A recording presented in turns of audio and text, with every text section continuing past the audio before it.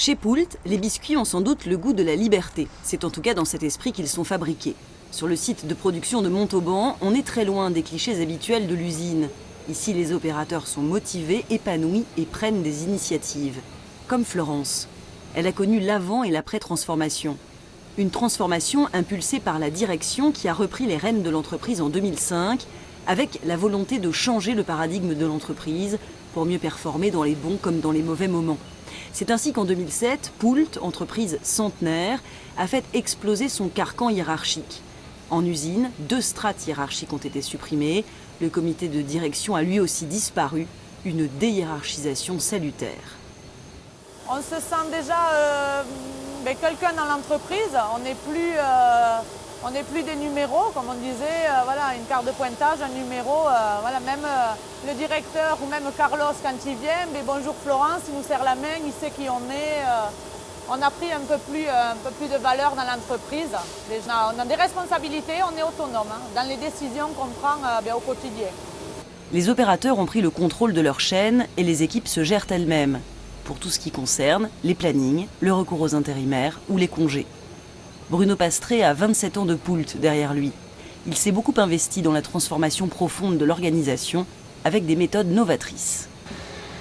Voilà, alors ici on se trouve dans notre temple de l'amélioration continue. C'est une salle qui est ouverte à tous et tous les jeudis matins à 8h30 on a une petite réunion qui dure demi-heure, donc on démarre à l'heure, on finit à l'heure.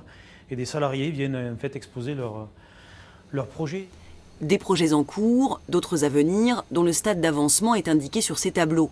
Le collectif est désormais la règle, tout le monde participe aux prises de décision.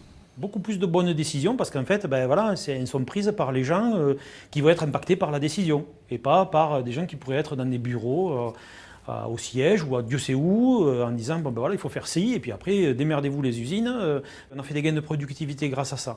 On a accueilli aussi des nouveaux produits beaucoup plus rapidement que ce qu'on a pu le faire par le passé avec le fait de pouvoir satisfaire le client d'une meilleure façon, même si encore aujourd'hui on a encore besoin de progresser. Au siège aussi, en matière de bureau par exemple, tout le monde est logé à la même enseigne. Même Mehdi, le directeur général adjoint du groupe.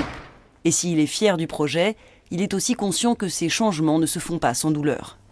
On a interviewé 200 personnes après 7-8 ans d'expérience pour voir un peu l'état de la transformation, parce que tout ça est paradoxal, c'est-à-dire que d'un côté c'est émancipateur, mais de l'autre côté c'est douloureux, parce que ça demande une transformation personnelle de chacun, il y a une perte de repères, et donc ça, ce sont des éléments qu'on a peut-être un peu sous-estimés dans le parcours.